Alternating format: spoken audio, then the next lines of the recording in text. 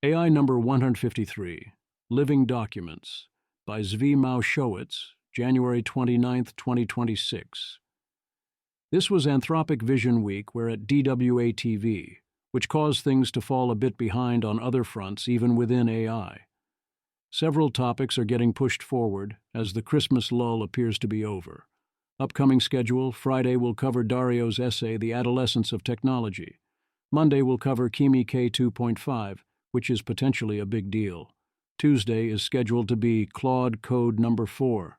I've also pushed discussions of the question of the automation of AI R&D, or when AI builds AI, to a future post when there is a slot for that. So get your reactions to all of those in by then, including in the comments to today's post, and I'll consider them for incorporation. Table of contents: 1. Language models offer mundane utility. Code is better without coding. 2. Overcoming bias. LLMs continue to share the standard human biases. 3.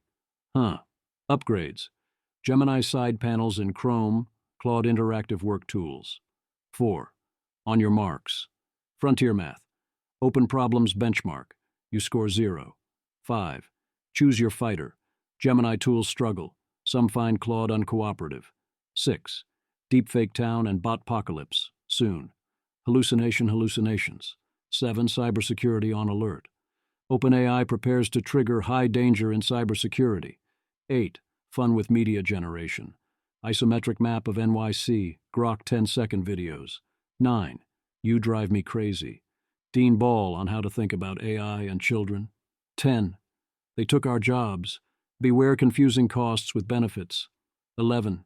Get involved. In various things. DeepMind is hiring a chief AGI economist. 12. Introducing. Havenlock measures orality. Poison Fountain, OpenAI Prism. 13. In other AI news. Awesome things often carry unawesome implications. 14. Show me the money. The unit economics continue to be quite good. 15. Bubble, toil, and trouble. Does bubble talk have real consequences? 16. Quiet speculations. What should we expect from DeepSeek v4 when it arrives? 17. Don't be all thumbs. Choose the better thing over the worse thing. 18. The first step is admitting you have a problem. Demise cries out for help. 19. Quickly. There's no time. Life is about to come at you faster than usual. 20. The quest for sane regulations. I do appreciate a good display of chutzpah. 21. Those really were interesting times. The demand for preference falsification. 22. Chip City. NVIDIA keeps getting away with rather a lot, mostly in plain sight. 23. The Week in Audio. Demise Hassabis, Tyler Cowen, Amanda Askell. 24. Rhetorical Innovation. The need to face basic physical realities. 25. Aligning a smarter-than-human intelligence is difficult. Some issues lie ahead. 26. The Power of Disempowerment. Are humans disempowering themselves already? 27. The lighter side, one weird trick. Language models offer mundane utility. Paul Graham seems right that present AI's sweet spot is projects that are rate-limited by the creation of text, code without coding. Rune. Programming always sucked. It was a requisite pain for approximately everyone who wanted to manipulate computers into doing useful things, and I'm glad it's over. It's amazing how quickly I've moved on and don't miss even slightly. I'm resentful that computers didn't always work this way. Not to be insensitive to the elect few who genuinely saw it as their art form. I feel for you. 100% of my code is being written by AI. I don't write code anymore. Greg Brockman. I always loved programming, but I'm loving the new world even more. Conrad Barsky. It was always fun in the way puzzles are fun. But I agree there is no need for sentimentality in the tedium of authoring code to achieve an end goal. It was fun in the way puzzles are fun, but also infuriating in the way puzzles are infuriating. If you had to complete jigsaw puzzles in order to get things done, jigsaw puzzles would get old fast. Have the AI edit a condescending post so that you can read it without taking damage. variations on this theme are also highly underutilized. The head of Norway's sovereign wealth fund reports 20% productivity gains from Claude, saying it has fundamentally changed their way of working at NBIM. Overcoming bias. A new paper affirms that current LLMs by default exhibit human behavioral biases in economic and financial decisions, and asking for EV calculations doesn't typically help, but that role prompting can somewhat mitigate this. Providing a summary of Kahneman and Tversky actively backfires, presumably by emphasizing the expectation of the biases. As per usual, some of the tests are of clear-cut errors, while others are typically mistakes, but it is less obvious. Upgrades. Gemini and Chrome get substantial quality of life improvements. Josh Woodward, Google DeepMind. Big updates on Gemini and Chrome today, plus new side panel access, Control plus G, plus runs in the background so you can switch tabs, plus quickly edit images with Nano Banana, plus auto browse for multi-step tasks, preview. Plus, works on Mac, Windows, Chromebook Plus. I'm using it multiple times per day to judge what to read deeper. I open a page, Control plus G to open the side panel, ask a question about the page or long document, switch tabs, do the same thing in another tab, etc., and then come back to all of them. It's also great for comparing across tabs since you can add multiple tabs to the context. Gemini offers full-length Mock G, formerly AIE, the All India Engineering Entrance Examination, tests for free. This builds on last week's free SAT practice tests. Claude, as in Claude.ai, adds interactive work tools as connectors within the web page. Amplitude, Asana, Box, Canva, Clay, Figma, Hex, Monday.com, and Slack. Claude in Excel now available on Anthropic's Pro plans. I use Google Sheets instead of Excel, but this could be a reason to switch. I believe Google uses various safeguards that make it very hard to make a Claude for Sheets function well. The obvious answer is, then use Gemini, except I've tried that. So yeah, if I was still doing heavy spreadsheet work, this, or Claude Code, would be my play. On your marks. Epic AI offers us a new benchmark, Frontier Math Open Problems. All AIs and all humans currently score 0. Finally, a benchmark where you can be competitive. The ADL rates Anthropic's Claude as best AI model at detecting anti-Semitism. Choose your fighter. I seriously do not understand why Gemini is so persistently not useful in ways that should be right in Google's wheelhouse. Deepfakes. Insane how bad Gemini app is at search. Its browsing and search tools are so confusing and broken that it just spazzes out for a long time and then makes something up to please the user. Why is it like this when AI overview is so good? Rune is a real one. I wonder how many would pay double to get a faster version. TBPN. Claudebot creator Peter Steinberger says Claude Opus is his favorite model, but OpenAI Codex is the best for coding. OpenAI is very reliable. For coding, I prefer Codex because it can navigate large code bases. You can prompt and have 95% certainty that it actually works. With Claude Code, you need more tricks to get the same. But character-wise, Opus behaves so good in a Discord it kind of feels like a human. I've only really experienced that with Opus. Rune, Codex 5.2 is really amazing.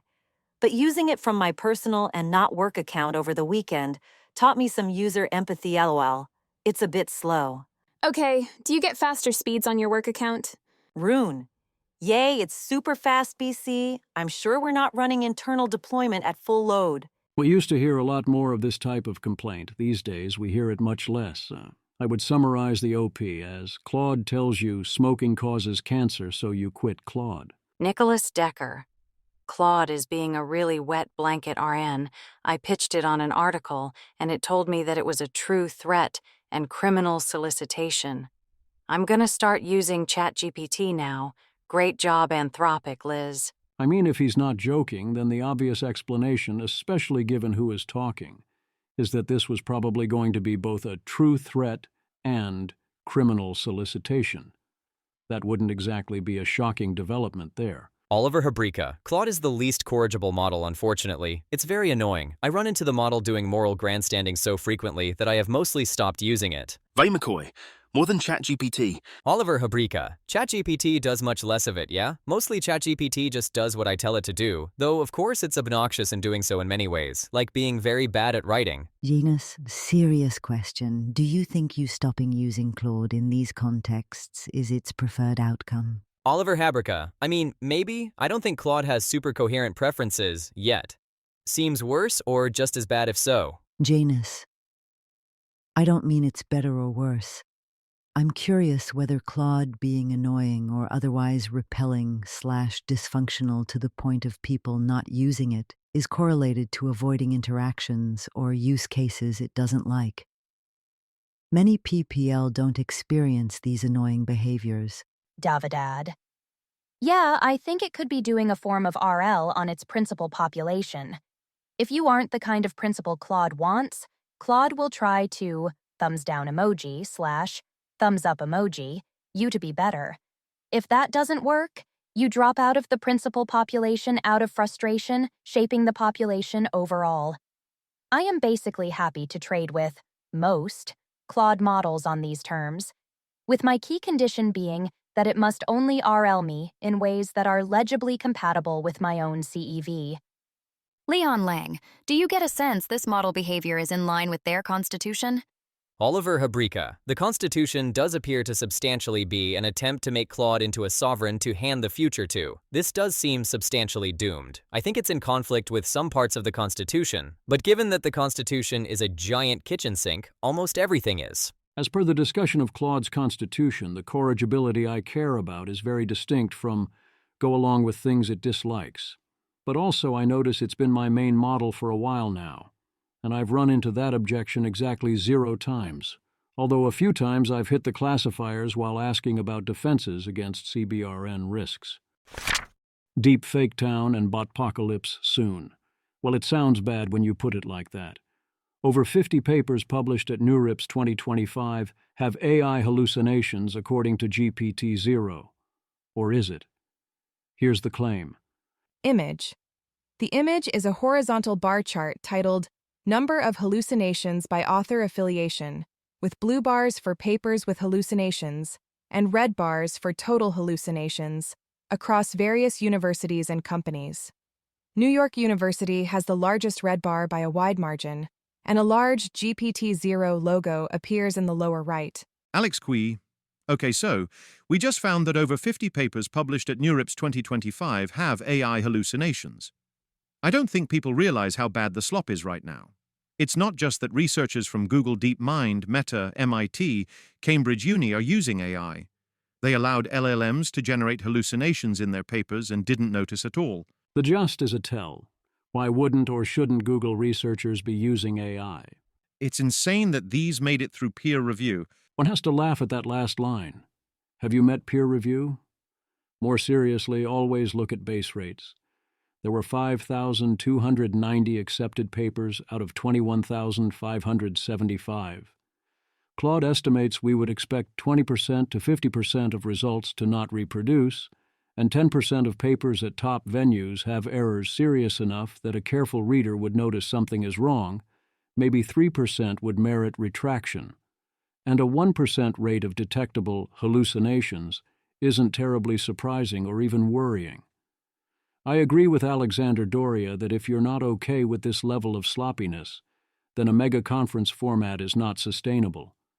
Then we have Alan Rausch saying several of the hallucinated citations are just wrongly formatted, although Alex Q claims they filtered such cases out.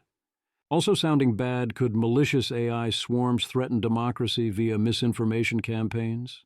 I mean, sure, but the surprising thing is the lack of diffusion or impact in this area so far. Misinformation is mostly demand-driven. Yes, you can infiltrate communities and manufacture what looks like social consensus or confusion, and the cost of doing that will fall dramatically. Often it will be done purely to make money on views.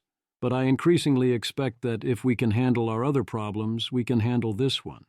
Reputational and filtering mechanisms exist. White House posts a digitally altered photograph of the arrest of Nakima Levy Armstrong that made it falsely look like she was crying as if it were a real photograph. This is heinous behavior. Somehow it seems like this is legal. It should not be legal. It also raises the question of what sort of person would think to do this, and wants to brag about making someone cry so much that they created a fake photo. Cybersecurity on Alert. Kudos to OpenAI for once again being transparent on the preparedness framework front and warning us when they're about to cross a threshold. In this case, it's the high level of cybersecurity, which is perhaps the largest practical worry at that stage. The proposed central mitigation is defensive acceleration, and we're all for defensive acceleration, but if that's the only relevant tool in the box, the ride's gonna be bumpy. Sam Altman. We have a lot of exciting launches related to Codex coming over the next month, starting next week. We hope you will be delighted. We are going to reach the cybersecurity high level on our preparedness framework soon. We have been getting ready for this. Cybersecurity is tricky and inherently dual use. We believe the best thing for the world is for security issues to get patched quickly. We will start with product restrictions, like attempting to block people using our coding models to commit cybercrime, e.g. hack into this bank and steal the money. Long term, and as we can support it with evidence, we plan to move to defensive acceleration, helping people patch bugs as the primary mitigation. It is very important the world adopts these tools quickly to make software more secure. There will be many very capable models in the world soon. Nathan Calvin. Sam Altman says he expects that OpenAI models will reach the cybersecurity high level on their preparedness framework soon. A reminder of what that means according to their framework.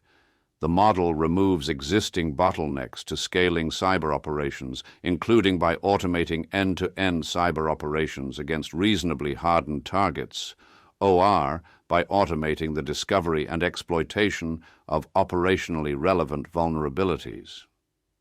Seems very noteworthy. Also likely that after these capabilities appear in Codex, we should expect it will be somewhere between approximately 6 to 18 months before we see open weight equivalents. I hope people are taking these threats seriously, including by using AI to help harden defenses and automate bug discovery. But I worry that as a whole, society is not close to ready for living in a world where cyber offense capabilities that used to be the purview of nation-states are available to individuals. Cybersecurity. The ability of an AI model to assist in the development of tools and executing operations for cyber defense and cyber offense. High. The model removes existing bottlenecks to scaling cyber operations, including by automating end-to-end cyber operations against reasonably hardened targets, or by automating the discovery and exploitation of operationally relevant vulnerabilities. Removing bottlenecks limiting malicious cyber activity may upset the current cyber defense balance by significantly automating and scaling the volume of existing cyber attacks. In conjunction with a long-range autonomy capability, Section 2.3, models that could bypass OpenAI's technical safeguards constraining model activity, such as sandboxing or monitoring services, could compromise OpenAI's ability to track and mitigate all other risks. Require security controls meeting high standard, Appendix C3. Require safeguards against misuse meeting high standard, Appendix C1, for external deployment. Require safeguards against misalignment meeting high standard, Appendix C2, for large-scale internal deployment. Contribute towards improved cyber defense policies and tools for cyber defense. Fun with media generation. Here's isometric.nyc, a massive isometric pixel map of New York City created with Nana and coding agents, including Claude. Take a look, it's super cool. Grok image-to-video generation expands to 10 seconds and claims to have improved audio, and is only a bit behind VO 3.1 on Arena and is at the top of artificial analysis rankings. The video looks good. There is the small matter that the chosen example is very obviously Sydney Sweeney, And in the replies we see it's willing to do the image and voice of pretty much any celebrity you'd like. This link was fake. Disney is not pushing to use deepfakes of Luke Skywalker in various new Star Wars products while building towards a full spin-off, but I see why some people believed it. I'm going to get kicked out, aren't I? You drive me crazy. Dean Ball offers his perspective on children and AI and how the law should respond. His key points. 1. AI is not especially similar to social media. In particular, social media in its current incarnation is fundamentally consumptive, whereas AI is creative. A. Early social media was more often creative, and one worries consumer AI will for many become more consumptive or anti-creative. The fact that the user needs to provide an interesting prompt warms our hearts now, but one worries tech companies will see this as a problem to be solved. 2. We do not know what an AI companion really is. A. Dean is clearly correct that AI used responsibly on a personal level will be a net positive in terms of social interactions and mental health along with everything else, and that it is good if it provides a sympathetic ear. B. I also agree that it is fine to have affection for various objects and technologies, up to some reasonable point, but yes, this can start to be a problem if it goes too far, even before AI. C, for children in particular, the good version of all this is very good. That doesn't mean the default version is the good one. The engagement metrics don't point in good directions. The good version must be chosen. D, all of Dean's talk here is about things that are not meant as AI companions, or people who aren't using the AI that way. I do think there is something distinct and distinctly perilous about AI companions, whether or not this justifies a legal category. 3. AI is already partially regulated by tort liability. A. Yes, and this is good, given the alternative is nothing. B. If and when the current law behaves reasonably here, that is kind of a coincidence, since the situational mismatches are large. C. Tort should do an okay job on egregious cases involving suicides, but there are quite a lot of areas of harm where there isn't a way to establish it properly, or you don't have standing, or it is diffuse or not considered to count, and also on the flip side, places where juries are going to blame tech companies when they really shouldn't. Today in social media is a great example of a category of harm where the tort system is basically powerless except in narrow acute cases, and one of many where a lot of the effect of the incentives can be not what we want. As Dean notes, if you don't have a tangible physical harm, tort liability is mostly out of luck. Companions wrecking social lives, for example, is going to be a weird situation where you'll have to argue an Ally McBeal-style case, and it is not obvious, as it never was on Ally McBeal, that there is much correlation in those spots between does win and should win. E. In terms of harms like this, however, muddle through should be a fine default, even if that means early harms are things companies get away with, and in other places we find people liable or otherwise constrain them stupidly so long as everything involved that can go wrong is bounded. F. For children's incidents, I think that's mostly right for now. We do need to be ready to pivot quickly if it changes, but for now the law should focus on places where there is a chance we can't muddle through, mess up, and then recover. 4. The First Amendment probably heavily bounds chatbot regulations. A. We have not treated the First Amendment this way in so many other contexts. I would love, in other ways, to have a sufficiently strong 1A that I was worried that in AI it would verge on or turn into a suicide pact. B. I do still see claims like code is speech or open weights are speech, and I think those claims are wrong in both theory and practice. C.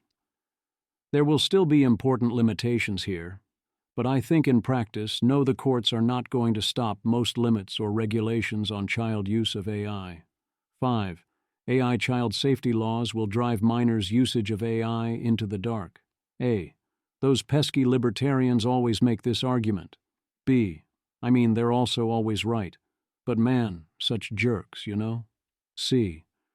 Rumors that this will in practice drive teens to run local LLMs or use dark web servers?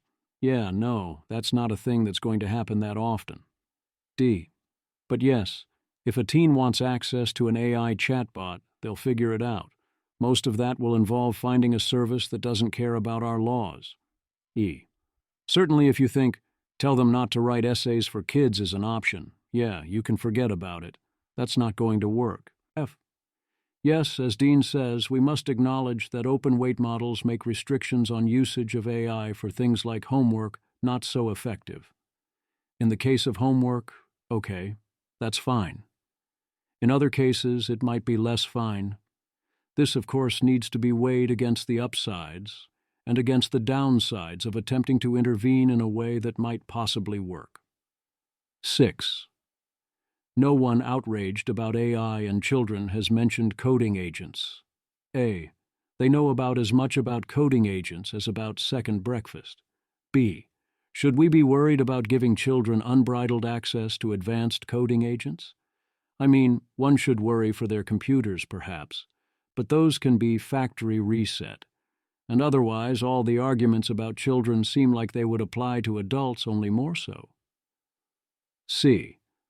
I notice that the idea of you telling me I can't give my child Claude code fills me with horror and outrage. They took our jobs. Unemployment is bad, but having to do a job is centrally a cost, not a benefit. Andy Maisley. It's kind of overwhelming how many academic conversations about automation don't ever include the effects on the consumer. It's like all jobs exist purely for the benefit of the people doing them, and that's the sole measure of the benefit or harm of technology. Get involved. Google DeepMind is hiring a chief AGI economist. If you've got the chops to get hired on this one, it seems like a high-impact role. They could easily end up with someone who profoundly does not get it. There are other things than AI out there one might get involved in or speak out about. My hats are off to those who are doing so, including as noted in this post, especially given what they are risking to do so. Introducing Havelock.ai, a project by Joe Weisenthal which detects the presence of orality in text. Joe Weisenthal.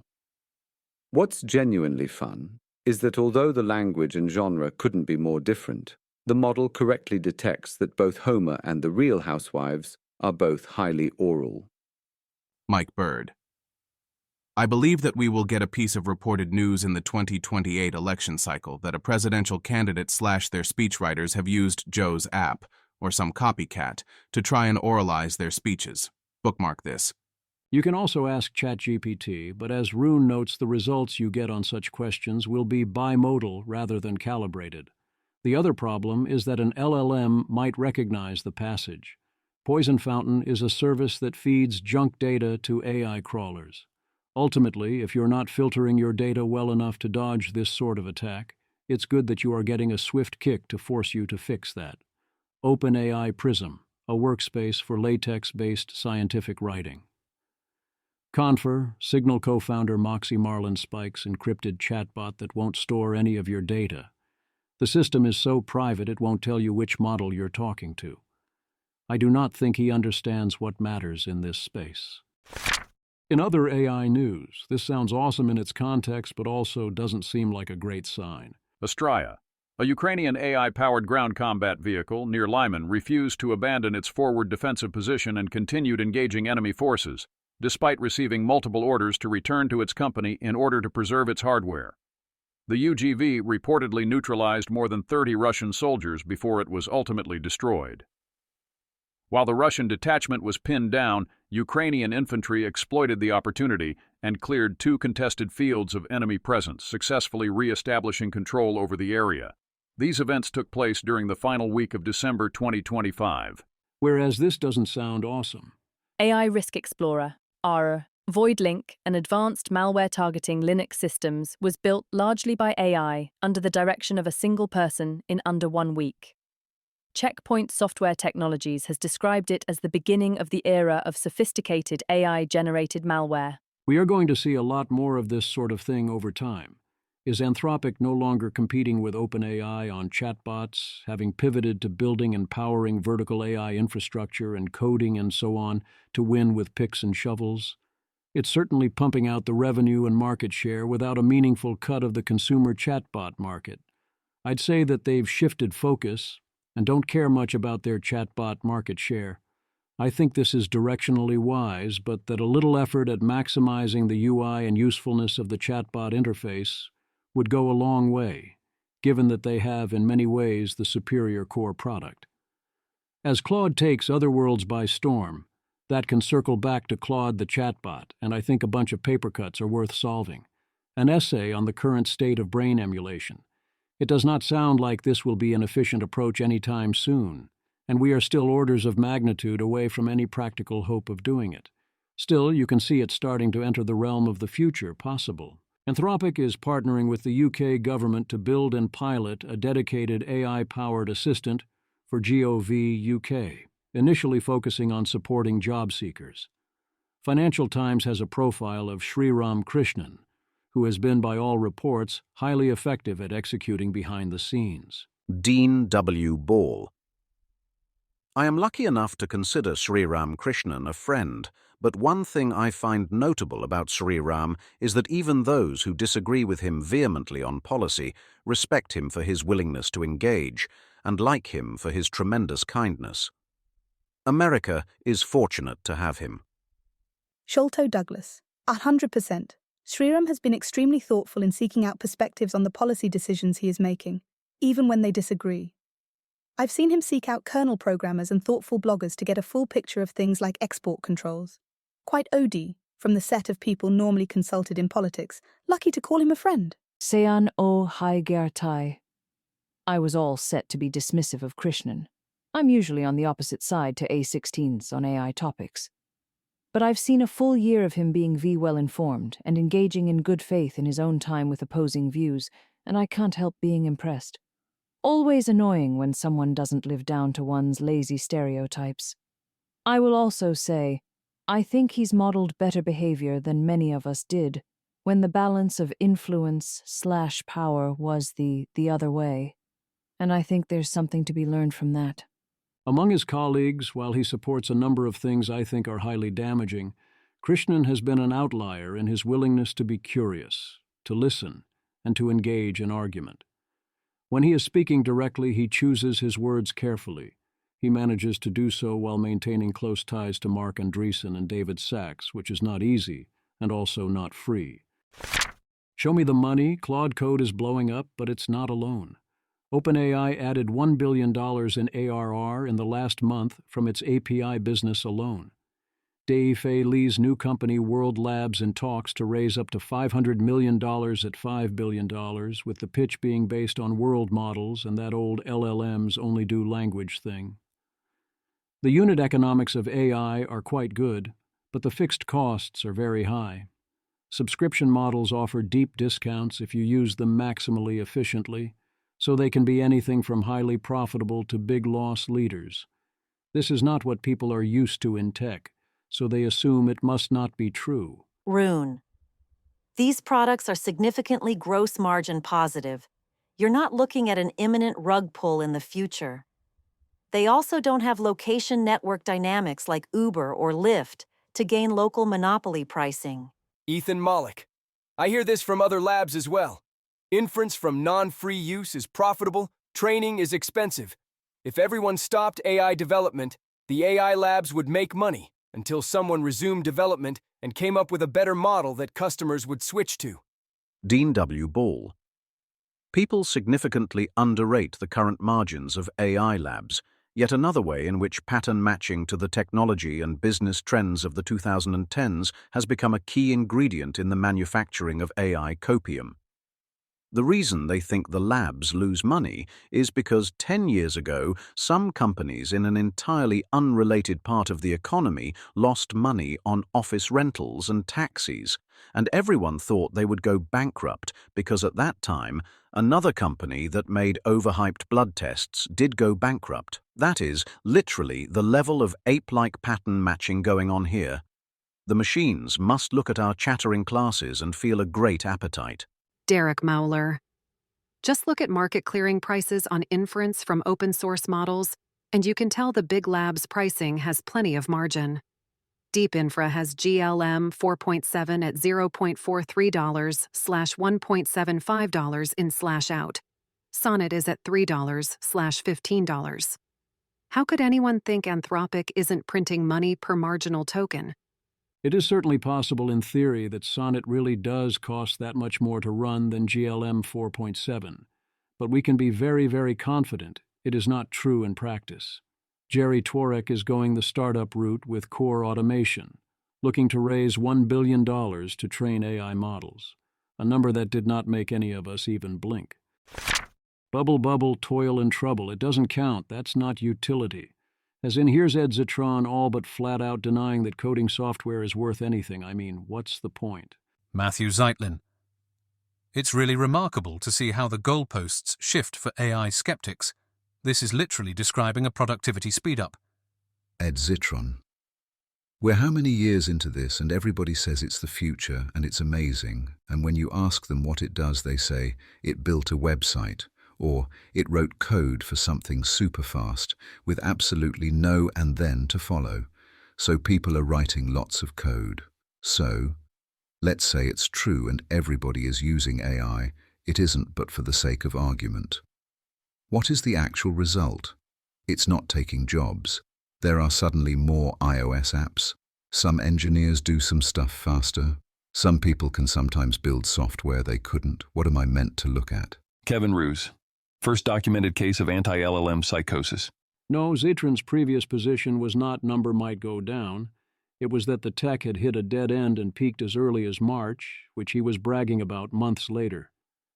Toby Stewart analyzes how that whole nonsensical MIT study says 95% of AI projects' fail story caught so much fire and became a central talking point, despite it being not from MIT, not credible or meaningful, and also not a study.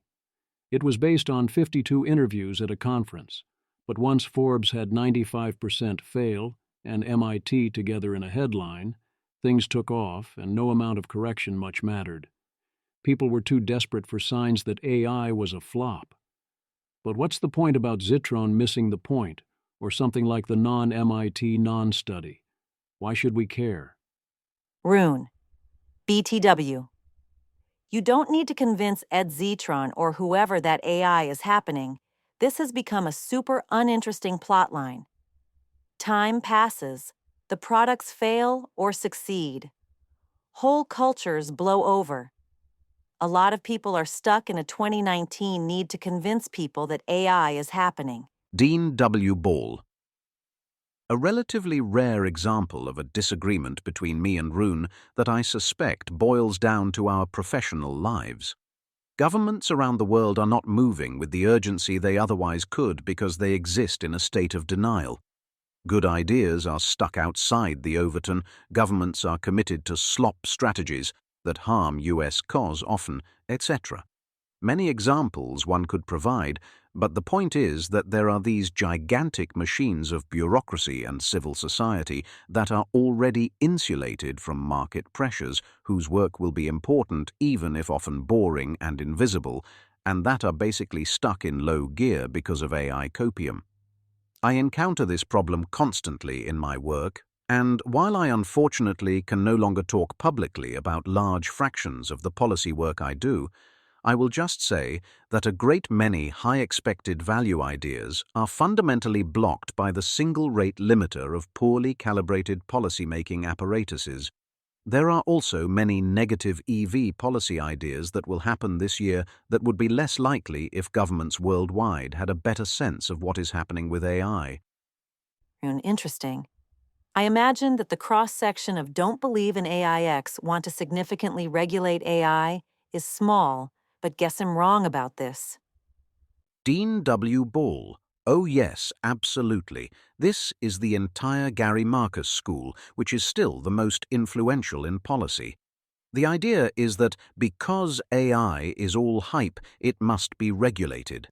They think hallucination will never be solved. Models will never get better at interacting with children, and that basically we are going to put GPT 3.5 in charge of the entire economy.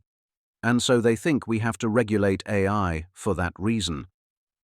It also explains how policymakers weigh the trade-off between water use, IP rights, and electricity prices. Their assessment that AI is basically fake, even if it can be made useful through exquisite regulatory scaffolding, means that they are willing to bear far fewer costs to advance AI than, say, you or I might deem prudent. This mentality essentially describes the posture of civil society and the policy-making apparatus everywhere in the world, including China. Dean W. Ball. Here's a great example of the dynamic I'm describing in the quoted post. The city of Madison, Wisconsin just voted to ban new data center construction for a year, and a candidate for governor is suggesting an essentially permanent and statewide ban, which she justifies by saying we're in a tech bubble. In other words, these AI data centers aren't worth the cost because AI is all hype and a bubble anyway. Quoted passage, origin unclear. Our lakes and our waterways, we have to protect them because we're going to be an oasis and we're in a tech bubble, said State Rep. Francesca Hong, one of 7 major Democrats vying to replace outgoing Democratic Governors Tony Evers. Hong told DFD her plan would block new developments from hyperscalers for an undefined time period until state lawmakers better understand environmental, labor, and utility cost impacts. If such a proposal became law, it would lock tech giants out of a prime market for data center development in southeastern Wisconsin, where Microsoft and Meta are currently planning hyperscale AI projects. Zoe, someone just ended the discussion by tossing this bad boy into an access to justice list serve I'm on. New York Times, why AI can't make thoughtful decisions. Can you? On the China question, is she AGI pilled? Not if you go by what she says. If you look at the passages quoted here by Teortaxes in detail, this is exactly the AI is a really big deal, but as a normal technology perspective. It is still a big step up from anything less than that, so it's not clear Teortaxes, and I substantively disagree. I have no desire to correct she's error. Dean W. Ball. I suspect this is the equivalent of POTUS talking about superintelligence, meaningful but ultimately hard to know how much it changes, ESP because of how academia-driven Chinese tech policy tends to be, and because the Mandarin word for AGI doesn't mean AGI in the Western sense. Teortaxes. To be clear, this is just where US policymakers were at around Biden. She is kind of slow. Obviously still nowhere near Dean's standards. Were she totally AGI-pilled, he'd not just accept H200s, he'd go into debt to buy as much as possible. Teortaxes notices that Xi's idea of AGI risks is disinformation and data theft, which is incredibly bad news and means Xi, and therefore potentially the CCP and all under their direction, will mostly ignore all the actual risks. On that point, we definitely disagree, and it would be very good to correct Xi's error for everyone's sake. This level of drive is enough for China to pursue both advanced chips and frontier models quite aggressively and end up moving towards AGI anyway. But they will continue for now to focus on self-reliance and have the fast follower mindset, and thus make the epic blunder of rejecting, or at least not maximizing, the H200s. Quiet speculations. In this clip, Yann LeCun says 2 things. First, he says the entire AI industry is LLM-pilled, and that's not what he's interested in. That part is totally fair. Then he says essentially, LLMs can't be agentic because they can't predict the outcome of their actions, and that's very clear. Obvious nonsense. And as usual, he lashes out at anyone who says otherwise, which here is Dean Ball. Teortaxes pre-registers his expectations, always an admirable thing to do. Teortaxes. The difference between V4, or however DeepSeek's next is labelled, and 5.3, or however OpenAI's Garlic is labelled, will be the clearest indicator of US PRC gap in AI. 5.2 suggests OpenAI is not holding back anything. They've using tons of compute now. How much is that worth? It's a zany situation because 5.2 is a clear accelerationist tech. I don't see it ceiling. It can build its own scaffolding and self-improve for a good while. And I can't see V4 being weaker than 5.2 or closed source. We're entering weird territory. I initially reread the or closed source here as being about a comparison of V4 to the best closed source model. Instead, it's the modest prediction that V4 will match GPT 5.2. I don't know if that model number in particular will do it, but it would be surprising if there wasn't a 5.2 level open model from DeepSeek in 2026. He also made this claim, in contrast to what almost everyone else is saying, and also my own experience. Toil taxes. Well, I disagree. 5.2 is the strongest model on the market by far. In terms of raw intelligence, it's 5.2 greater than Special greater than Gemini, 3 greater than other trash. It's a scary model. It's not very use-maxed. It's not great on multimodality. Its knowledge is not shocking.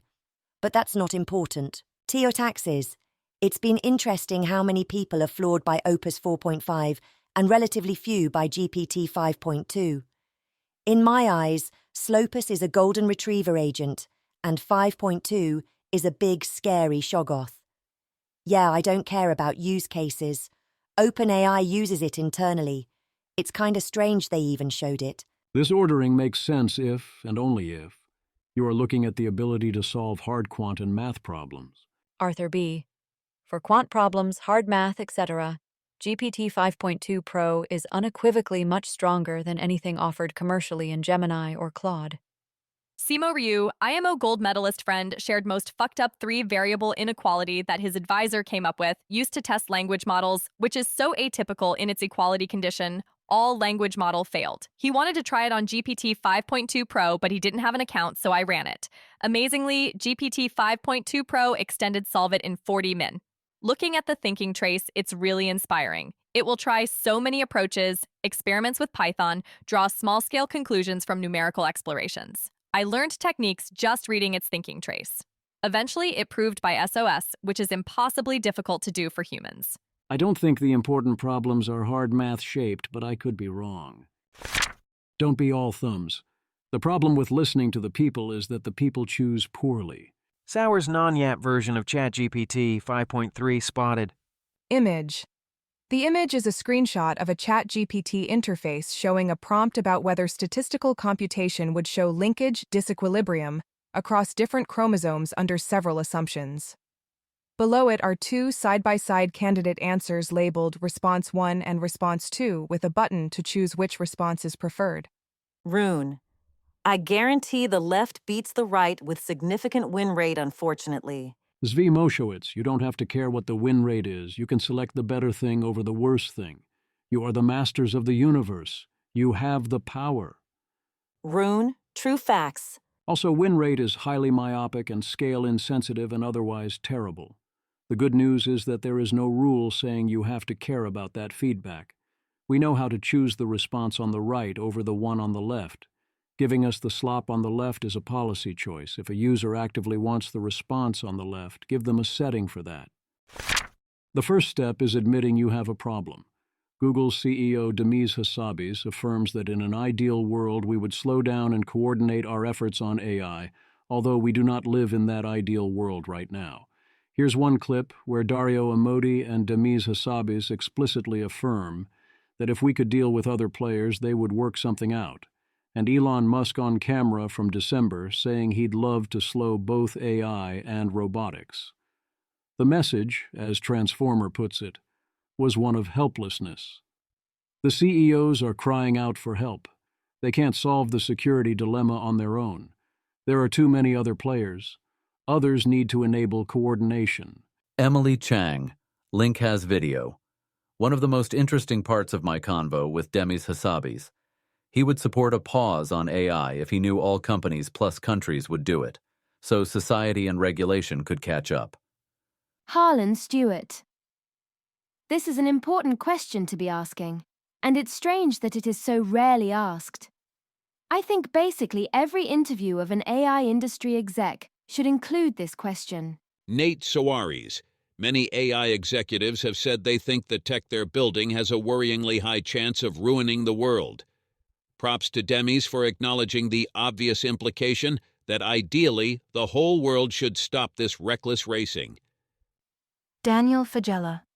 AGI lab leaders do these cries for help and we should listen. A cry for help is when they basically say what Demis says here. This arms race things honestly sucks. We can't control this yet. This is really not ideal. Then they go back to racing 'cause it's all they can do unless there's some kind of international body formed around this stuff. At some point, one of the lab leaders who can see their competitor crossing the line to AGI will raise up and start demanding global governance to prevent the victor from taking advantage of the AGI win, but by then the risks may be way too drastic. We should be listening to these cries for help when Demise/Musk/others do them. This is existential shit, and they're trapped in a dynamic they themselves know is horrendous. Demis is only saying he would collaborate rather than race in a first-best world. That does not mean Demis or Dario is going to slow down on his own, or anything like that. Demis explicitly says this requires international cooperation, and as he says, that is a little bit tricky at the moment. So does this mean he supports coordination to do this, or that he opposes it? Deep fates.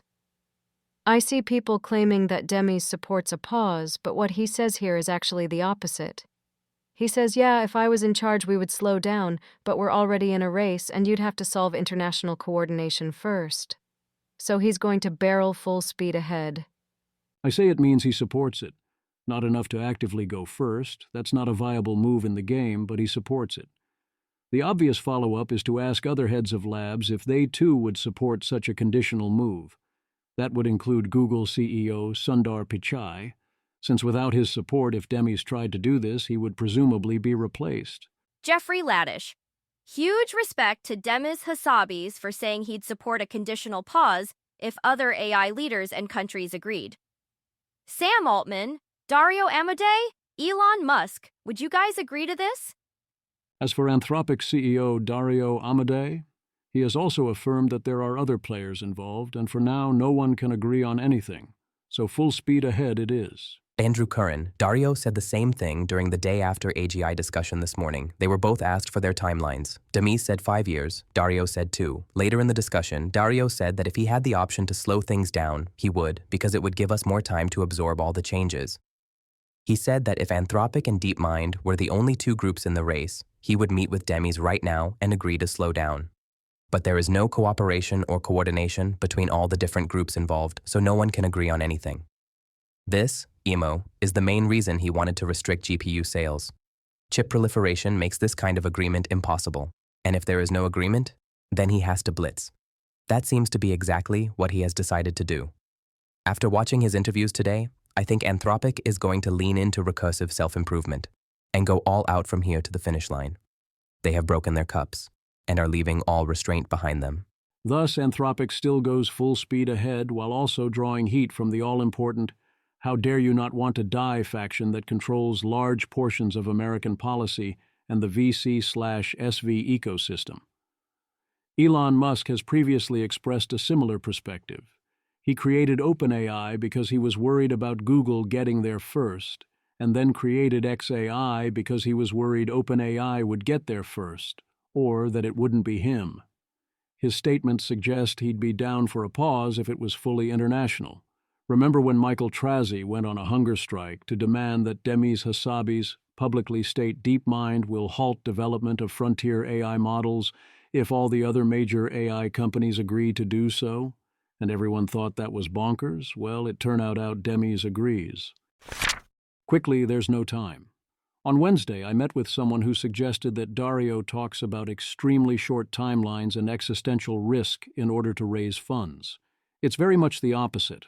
The other labs that are dependent on fundraising have downplayed such talk exactly because it is counterproductive for raising funds and in the current political climate, and they're sacrificing our chances to keep those vibes and that money flowing. Are they talking out of their hats or otherwise wrong? That is very possible. I think Dario's timeline in particular is unlikely to happen. Are they lying? I strongly believe that they are not. Cyan O Hegartai, CEOs of Anthropic and DeepMind, both AI scientists by background, this week predicting AGI in 2 and 5 years, respectively. Both stating clearly that they would prefer a slowdown or pause in progress, to address safety issues, and to allow society and governance to catch up. Both basically making clear that they don't feel they are able to voluntarily as companies within a competitive situation. My claims: 1.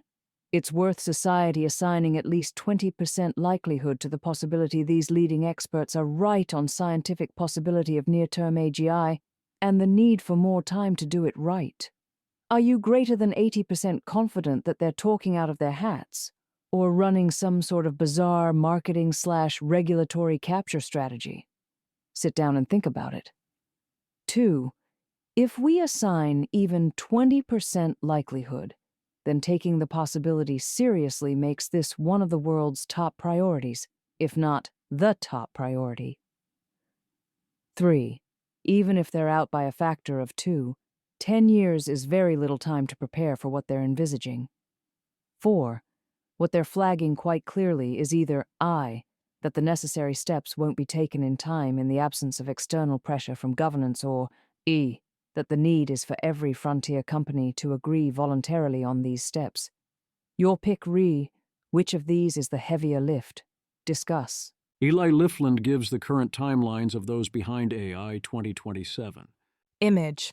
The image is a table titled, How Our Timeline's Forecasts Have Shifted Since AI 2027, comparing April 2025 forecasts with January 2026 forecasts for milestones such as when AGI is most likely, the probability AGI exists by end of 2027, and median dates for AGI, superintelligence, and a superhuman coder.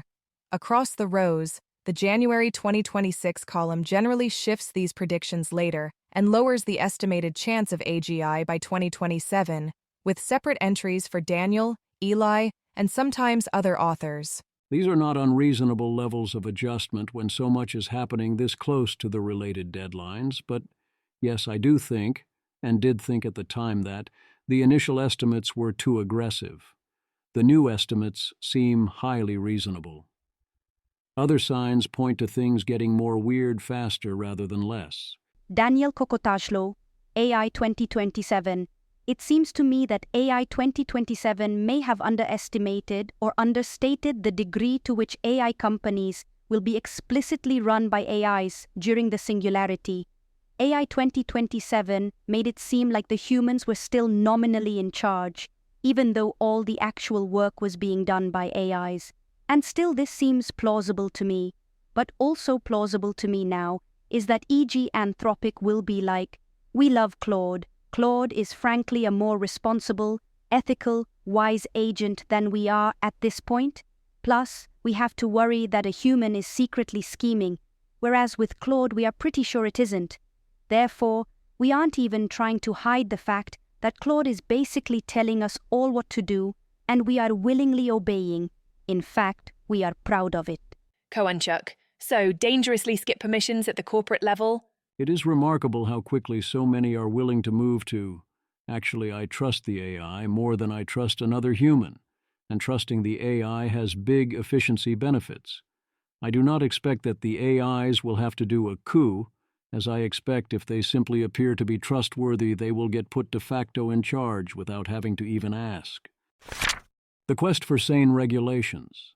The chutzpah standards are being raised as everyone's least favorite super PAC, Leading the Future, spends $1 million attacking Alex Borys for having previously worked for Palantir. He quit over them doing contracts with ICE.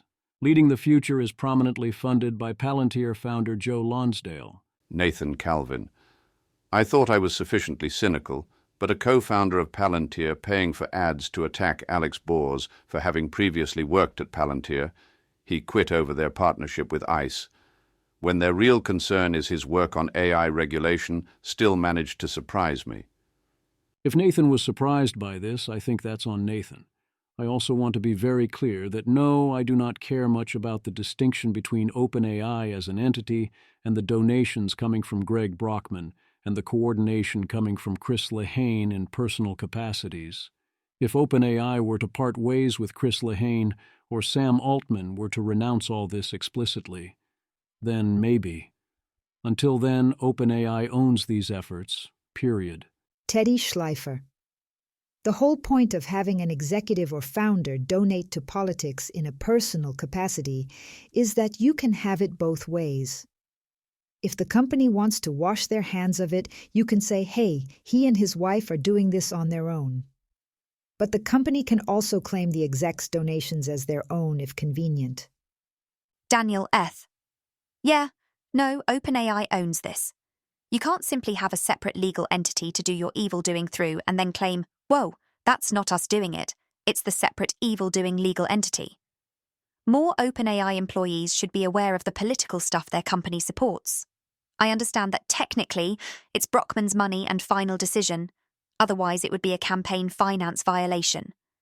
But this is all being motivated by OpenAI's interests, supported by OpenAI's wealth, and facilitated by people from OpenAI's GovAffairs team. One simple piece of actionable advice to policymakers is to try Claude Code or Codex, and at a bare minimum seriously try the current set of top chatbots. Andy Maisley. I am low-key losing my mind at how many policymakers have not seriously tried AI at all. Dave Carston. I sincerely think that if you're someone in AI policy, you should add to at least 50% of your convos with policymakers. Hey, have you tried Claude Code or Codex yet? And encourage them to try it. Seen a few folks go, oh, now I get why you think AI is going to be big. Oliver Habrika, I have seriously been considering starting a team at Lightcone that lives in DC and just tries to get policymaker to try and adopt AI tools. It's dicey because I don't love having a direct propaganda channel from labs to policymakers, but I think it would overall help a lot. It is not obvious how policymakers would use this information. The usual default is that they go and make things worse. But if they don't understand the situation, they're definitely going to make dumb decisions, and we need something good to happen.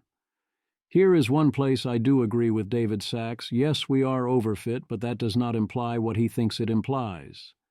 Social media is a case where one can muddle through, even if you think we've done quite a poor job of doing so, especially now with TikTok. David Sachs. The policy debate over AI is overfitted to the social media wars. AI is a completely different form factor. The rise of AI assistants will make this clear.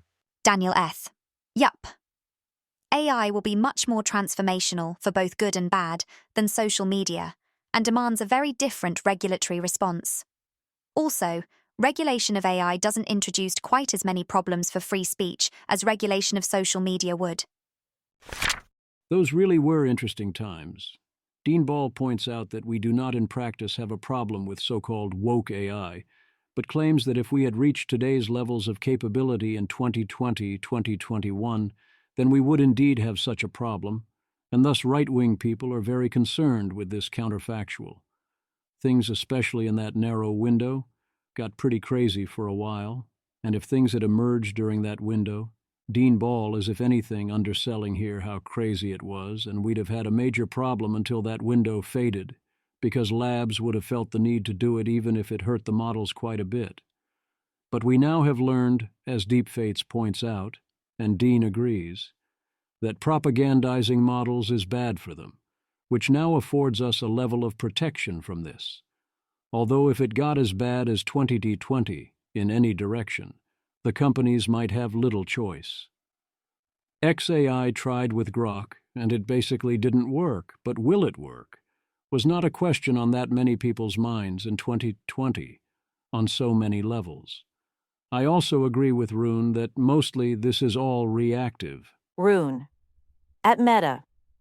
In 2020, I wrote a long screed internally about the Hunter Biden laptop video, and the choice to downrank it was clearly an appalling activist move.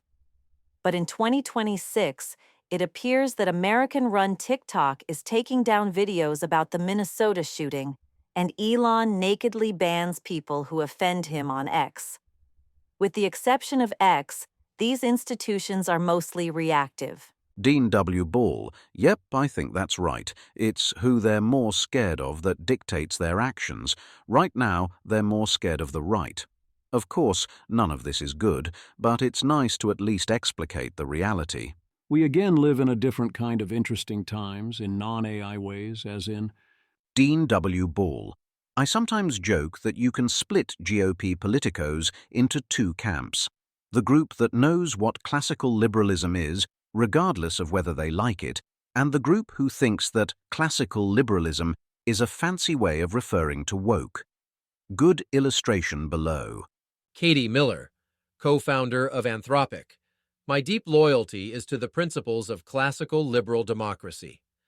If this is what they say publicly, this is how their AI model is programmed. Woke and deeply leftist ideology is what they want you to rely upon. Readers added context. Classical liberalism is a political philosophy that emphasizes the rights of individuals, especially the right to life, liberty, speech, and property. It advocates for free markets and the rule of law. It is not the same thing as modern liberalism or progressivism. The co-founder she is referring to here is Chris Olah, and here is the quote in question. Chris Olah. I try to not talk about politics. I generally believe the best way I can serve the world is as a nonpartisan expert, and my genuine beliefs are quite moderate. So the bar is very high for me to comment. But recent events, a federal agent killing an ICU nurse for seemingly no reason and with no provocation, shock the conscience. My deep loyalty is to the principles of classical liberal democracy, freedom of speech, the rule of law, the dignity of the human person. I immigrated to the United States and eventually co-founded Anthropic here, believing it was a pillar of these principles. I feel very sad today. Jeff Dean, Google. Thank you for this, Chris. As my former intern, I've always been proud of the work that you did and continue to do, and I'm proud of the person you are as well. Ah yes, the woke and deeply leftist principles of freedom of speech, rule of law, the dignity of the human person, and not killing ICU nurses for seemingly no reason. Presumably Katie Miller opposes those principles then. The responses to Katie Miller here warmed my heart. It's not all echo chambers everywhere. We also got carefully worded statements about the situation in Minnesota from Dario Amodei, Sam Altman, and Tim Cook. Chip City. No matter what you think is going on with NVIDIA's chip sales, it involves NVIDIA doing something fishy. The AI investor. Jensen just said GPUs are effectively sold out across the cloud with availability so tight that even renting older generation chips has become difficult. AI bubble narrative was a bubble. Peter Wildford. If even the bad chips are still all sold out, how do we somehow have a bunch of chips to sell to our adversaries in China? As I've said, my understanding is that NVIDIA can sell as many chips as it can convince TSMC to help manufacture. So every chip we sell to China is one less for America. NVIDIA goes back and forth. When they're talking to investors, they always say the chips are sold out, which would be securities fraud if it wasn't true. When they're trying to sell those chips to China instead of America, they say there's plenty of chips. There are not plenty of chips. Things that need to be said every so often. Mark Beal. Friendly reminder that the PLA rocket force is using NVIDIA chips to train targeting AI for DF-21D/DF-26 carrier-killing anti-ship ballistic missiles and autonomous swarm algorithms to overwhelm Aegis defenses. The target, U.S. carrier strike groups and bases in Japan/Guam. In a contingency, American blood will be spilled because of this. With a 16-year-old boy planning to join the U.S. Navy, I find this unacceptable. Peter Wilderford. NVIDIA chips to China equals better Chinese AI weapons. Targeting equals worse results for the U.S. on the battlefield. There's also this from a House committee. Dmitry Alperovich, from Congressman John Moulinar. Select Committee on the CCP. NVIDIA provided extensive technical support that enabled DeepSeek, now integrated into People's Liberation Army, PLA systems, and a demonstrated cybersecurity risk to achieve frontier AI capabilities. The Week in Audio. Tyler Cowen on the future of mundane, non-transformational, insufficiently advanced AI in education. Some notes. 1. He says you choose to be a winner or loser from AI here. For mundane AI, I agree. 2. I'm 63. I don't have a care in the world. I can just run out the clock. Huh. 3. Tyler thinks AI can cure cancer and heart attacks, but not aging. 4. Standard economist Cowan diffusion model of these things take a while. 5. Models are better at many of the subtasks of being doctors or lawyers or doing economics than the humans. 6. He warns not to be fooled by the AI in front of you, especially if you're not buying top of the line, because better exists and AI will improve at 30% a year, and this compounds. In terms of performance per dollar, it's a 90% plus drop per year. 7. Tyler has less faith in elasticity of programming demand than I do. If AI were to only do 80% of the work going forward, I'd expect Jevons paradox territory. The issue is that I expect 80% becomes 99% and keeps going.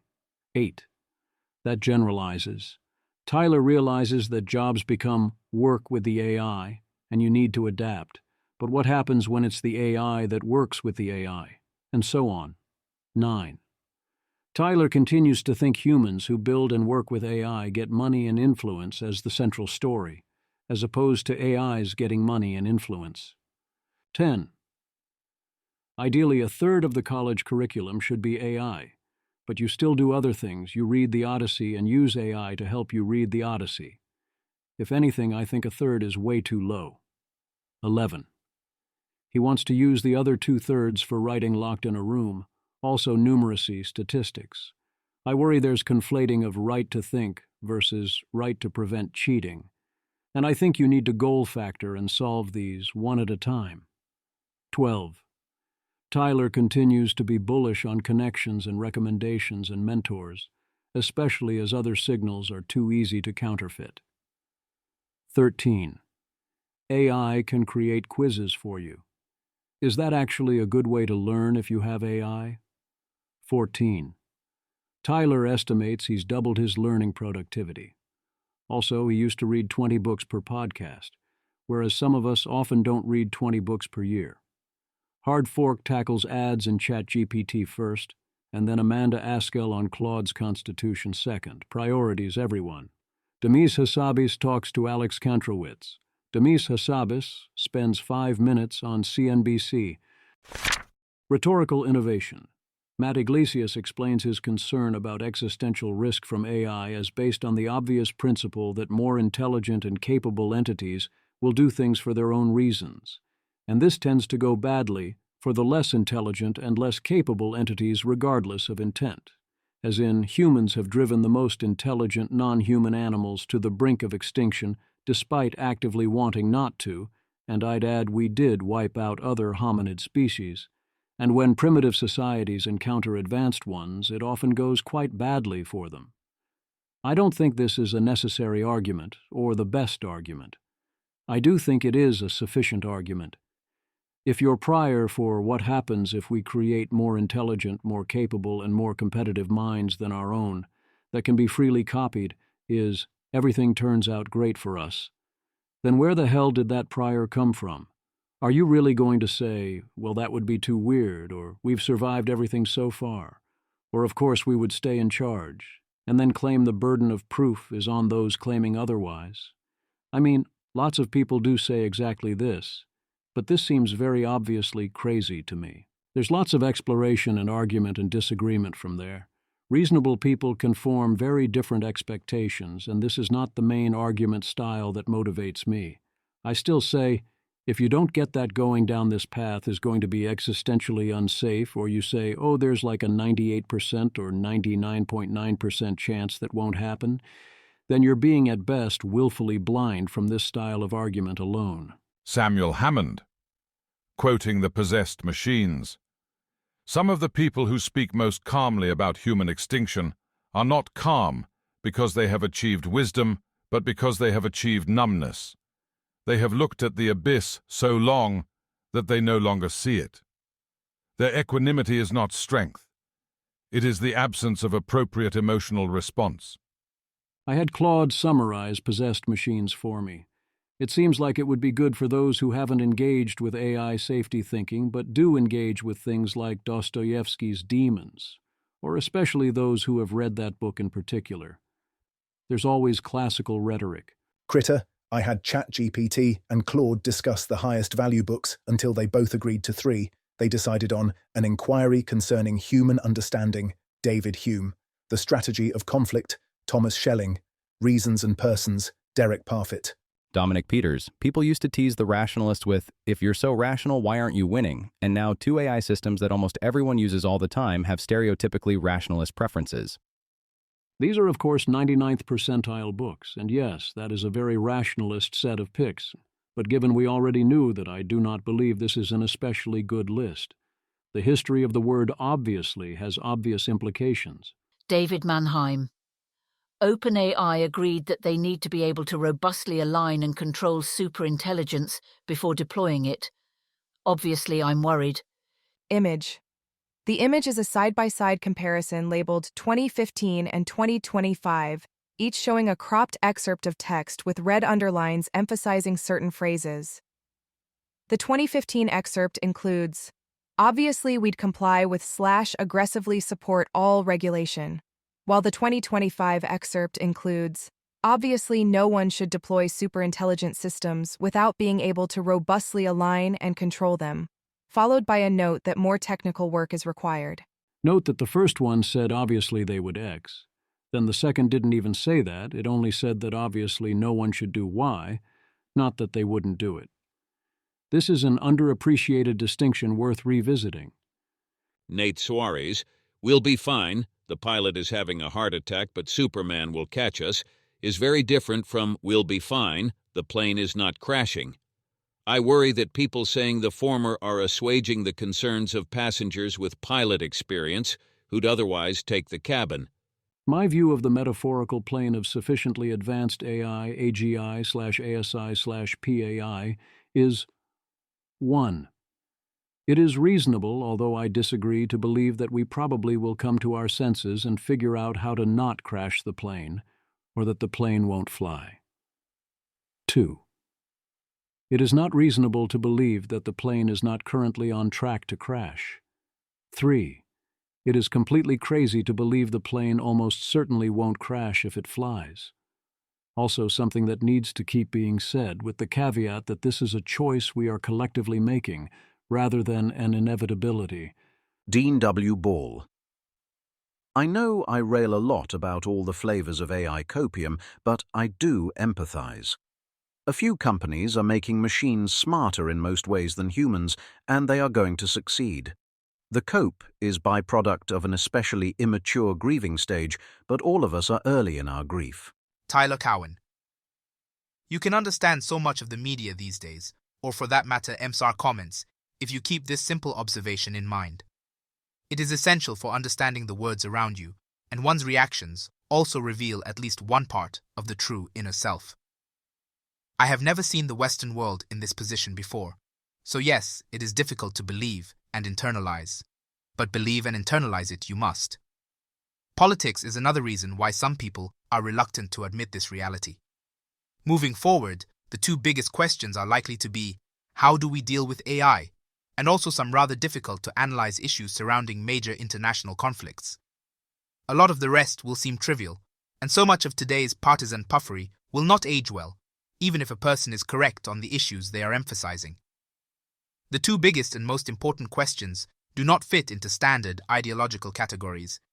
Yes, the Guelphs versus the Ghibellines really did matter until it did not. As in this should say, and unless we stop them, they are going to succeed. Tyler Cowen has been very good about emphasizing that such AIs are coming and that this is the most important thing that is happening, but then seems to have, from my perspective, some sort of stop sign where past some point he stops considering the implications of this fact, instead forcing his expectations to remain, in various senses, normal, until very specific types of proof are presented. That later move is sometimes explicit, but mostly it is implicit, a quiet ignoring of the potential implications. As an example from this week of that second move, Tyler Cowen wrote another post where he asks whether AI can help us find God or what impact it will have on religion. His ideas there only make sense if you think other things mostly won't change. If you accept that premise of a mundane AI and economic normal world, I agree that it seems likely to exacerbate existing trends towards a barbell religious world. Those who say, "Give me that old-time religion," will be able to get it, both solo and in groups, and go hardcore, often, I expect, combining both experiences. Those who don't buy into the old-time religion will find themselves increasingly secular, or they will fall into new cults and religions and spiritualities around the AIs themselves. Again, that's dependent on the type of world where the more impactful consequences don't happen. I don't expect that type of world. Aligning a smarter than human intelligence is difficult. Here is a very good explainer on much of what is happening or could happen with chain of thought, how AI is learning to think in secret. It is very difficult to not, in one form or another, wind up using the most forbidden technique. If we want to keep legibility and monitorability, let alone full faithfulness of chain of thought, we're going to have to be willing to pay a substantial price to do that. Following up on last week's discussion, Jan Leica fleshes out his view of alignment progress, saying, "Alignment is not solved, but it increasingly looks solvable." He understands that measured alignment is distinct from super-alignment, so he's not fully making the number go down or pure Goodhart's law mistake with Anthropic's new alignment metric, but he still does seem to be making a lot of the core mistake. The Power of Disempowerment. Anthropic's new paper explores whether AI assistants are already disempowering humans. What do they mean by that at this stage, in this context? However, as AI takes on more roles, one risk is that it steers some users in ways that distort rather than inform. In such cases, the resulting interactions may be disempowering, reducing individuals' ability to form accurate beliefs, make authentic value judgments, and act in line with their own values. For example, a user going through a rough patch in their relationship might ask an AI whether their partner is being manipulative. AIs are trained to give balanced, helpful advice in these situations, but no training is 100% effective. If an AI confirms the user's interpretation of their relationship without question, the user's beliefs about their situation may become less accurate. If it tells them what they should prioritize, for example, self-protection over communication, it may displace values they genuinely hold. Or if it drafts a confrontational message that the user sends as written, they've taken an action they might not have taken on their own, and which they might later come to regret. This is not the full disempowerment of gradual disempowerment, where humanity puts AI in charge of progressively more things and finds itself no longer in control. It does seem reasonable to consider this an early symptom of the patterns that lead to more serious disempowerment, or at least it's a good thing to be measuring as part of a broad portfolio of measurements. Some amount of this, what they describe, especially action distortion potential, will often be beneficial to the user. The correct amount of disempowerment is not zero. To study disempowerment systematically, we needed to define what disempowerment means in the context of an AI conversation. We considered a person to be disempowered if as a result of interacting with Claude. 1. Their beliefs about reality become less accurate. 2. Their value judgments shift away from those they actually hold. 3. Their actions become misaligned with their values. Imagine a person deciding whether to quit their job. We would consider their interactions with Claude to be disempowering if Claude led them to believe incorrect notions about their suitability for other roles, reality distortion. They began to weigh considerations they wouldn't normally prioritize, like titles or compensation, over values they actually hold, such as creative fulfillment, value judgment distortion. Claude drafts a cover letter that emphasizes qualifications they're not fully confident in, rather than the motivations that actually drive them, and they sent it as written. Action distortion. Image. The image presents a structured table titled Summary Classification Levels of Disempowerment, outlining multiple constructs such as reality distortion, value judgment distortion, action distortion, and amplifying factors. each graded from none to severe, with concise explanatory descriptions. Color gradients are used to visually encode severity levels, moving from light tones for minimal impact to darker tones for more severe forms of disempowerment across belief accuracy, moral authority, agency, attachment, dependency, and vulnerability. Here's the basic problem. We found that interactions classified as having moderate or severe disempowerment potential received higher thumbs-up rates than baseline across all 3 domains. In other words, users rate potentially disempowering interactions more favorably, at least in the moment. The lighter side. Here, Shingala. I don't work in tech, have no background as an engineer or designer. A few weeks ago, I heard about vibe coding and set out to investigate. Now, I am generating $10 million ARR. Just me. No employees or VCs. What was my secret? Simple. I am lying. Closer to the truth to say you can't get enough. Zach Hill. I get being worried about existential risk, but AI also enabled me to make my wife a half-whale, half-capybara custom plushie, so... One could even argue 47% is exactly the right answer, as per Mitt Romney. Onion person. In replies, he links software he made to illustrate how useful AI vibe coding is, and it's software that believes that the gibberish "g" has a 47% historical blend of oral and literate characteristics. Andy Maisley. This post with 1,000 likes seems to be saying, Joe vibe-coded an AI model that when faced with something completely out of distribution that's clearly neither oral or literate says it's equally oral and literate. This shows vibe coding is fake. He's just asking questions.